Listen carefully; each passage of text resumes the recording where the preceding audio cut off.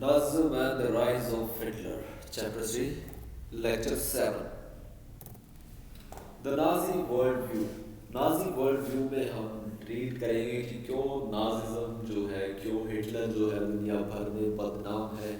अब तक आपने देखा था कि उसका जो भी काम था उसमें आपने कुछ ऐसा वो दिखाई नहीं दे रहा था कि जो इतना नेगेटिव उसको बनाता था। This part will tell you about the fake actual image of Hitler. Okay, what he did behind the camera. What is Nazism in real meaning?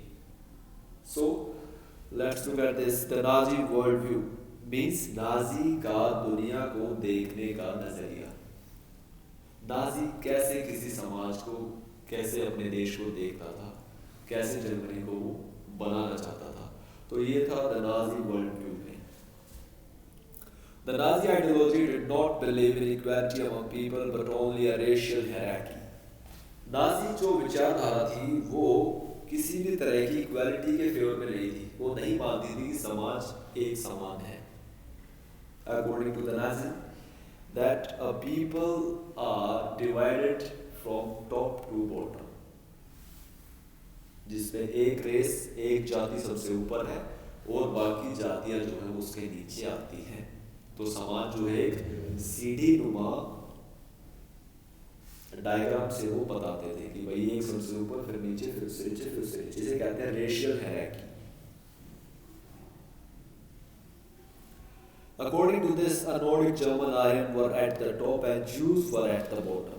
और इस रेशियल हायरार्की में सबसे टॉप पे जो थे वो थे आर्यन, जिसे कहा जाता था नॉर्डिक जर्मन आर्यंस। और सबसे नीचे जो थे वो थे ज्यूज, यहूदी।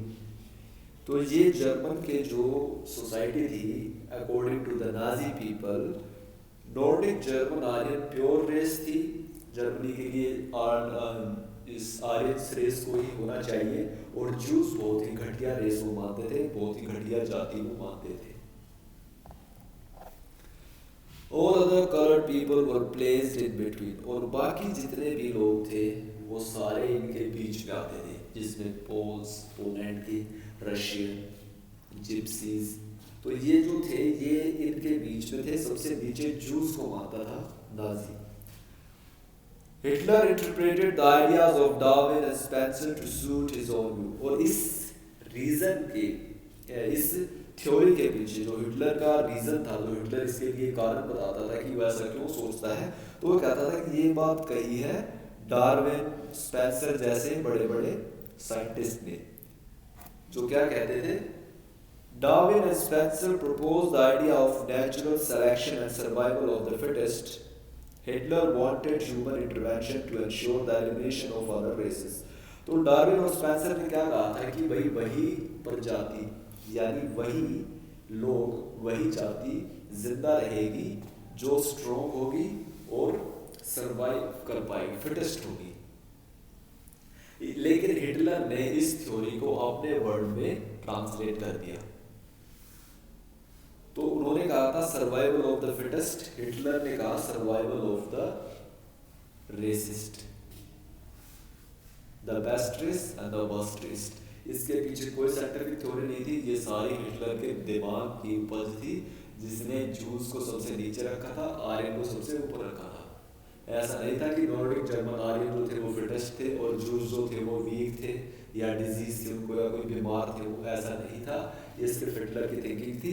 लेकिन इस थ्योरी के लिए वो कारण बताता था कि भाई डार्विन ने ऐसा कहा है, स्पेंसर ने ऐसा कहा है, जबकि उन्होंने ऐसा नहीं कहा था। उन्होंने कहा था जो फिट होगा वही जिएगा, चाहे वो जू हो चाहे कोई आर्यन हो।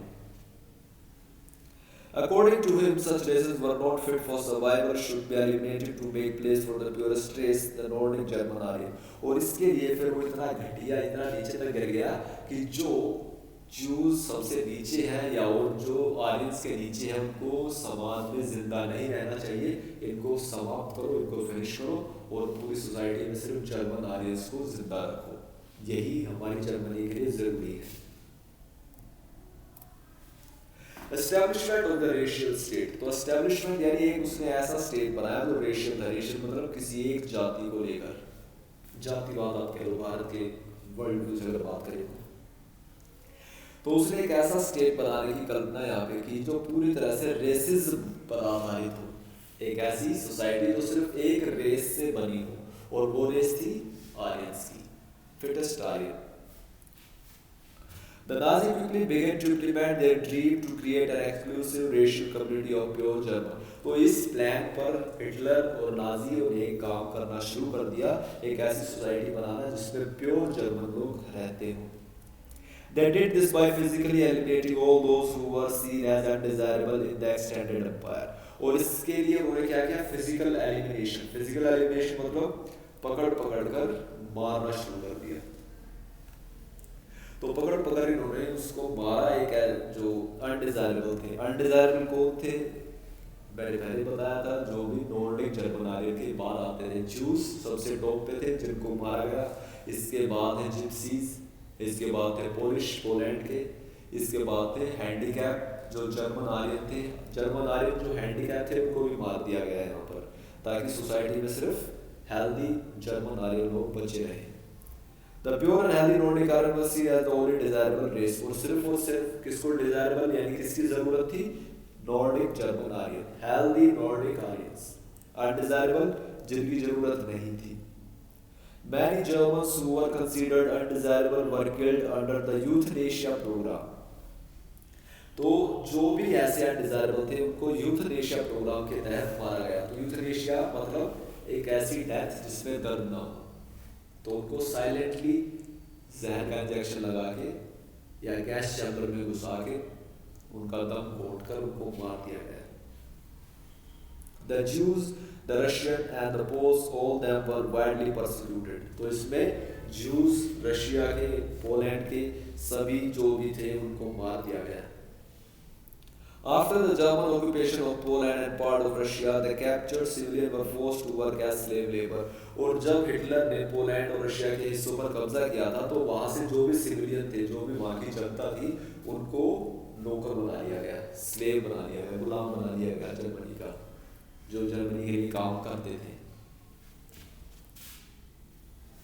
Stereotyping the juice. अब बात करते हैं पर्टिकुलर जूस की। स्टीरियोटाइप मतलब एक विशेष इमेज दे देना किसी को विशेष, जैसे लड़कियों को कहते हैं ये काम लड़कियों के लिए है, ये काम लड़कों के लिए पर्टिकुलरली अलग अलग है, तो ये स्टीरियोटाइपिंग। तो जूस को भी ऐसे स्टीरियोटाइप कर दिया गया कि भाई ऐसा है तो जूस है। क्या किया गया, the Jews had been stereotyped as the killer of Christ and usher. Jews को टारगेट दिया गया कि they are the killer of Jesus Christ. तो जो ईसा मसीह था उनका जन्म जो हुआ था जेरूसलम में, वो यहूदी देश है, और वहाँ पर जो यहूदी थे, जूस थे, उन्होंने उनमें से जो लोग थे जिन्होंने क्राइस्ट को सूली पर चढ़ाया था तो वो जूस ही थे। तो सभी जूस को लेकिन इसने कहा कि ये सारे juice Isa Masih Jesus Christ के मर्डरर है, हत्यारे हैं।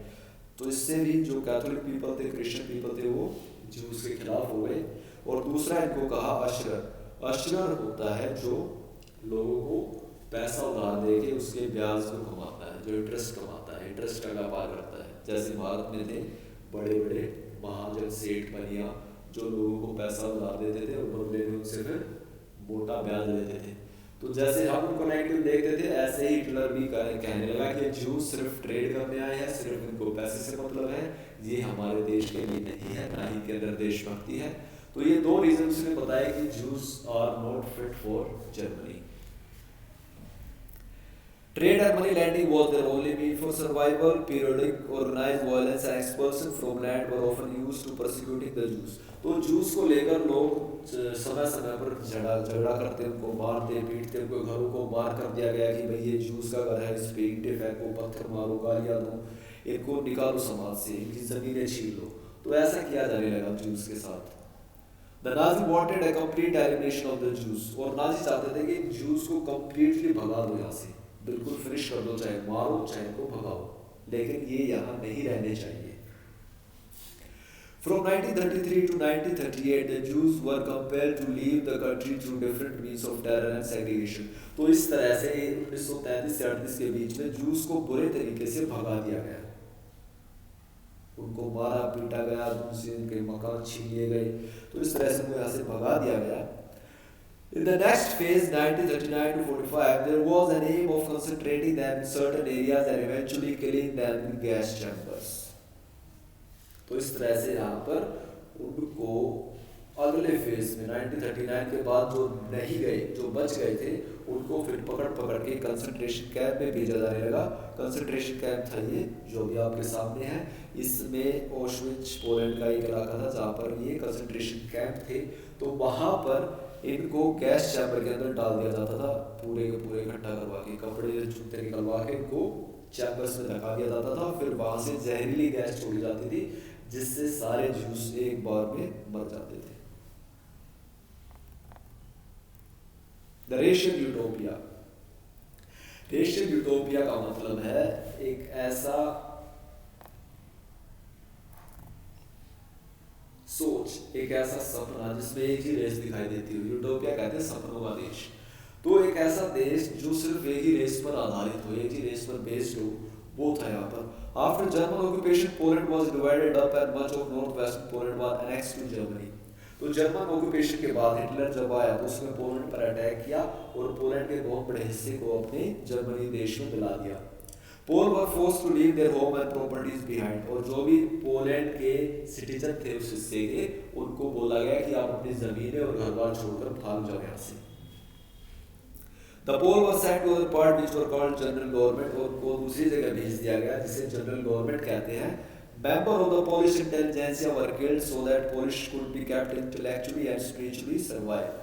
तो जो भी पोलिश इंटेलिजेंट मेंबर थे, मतलब जो पोलैंड के इंटेलिजेंट लोग थे, उनको मार दिया गया ताकि लोगों पर आसानी से हिटलर की जो इन्फ्लुएंस था, हिटलर का प्रभाव है, वो छोड़ा जा सके, लोग हिटलर को अपना मानने लगे.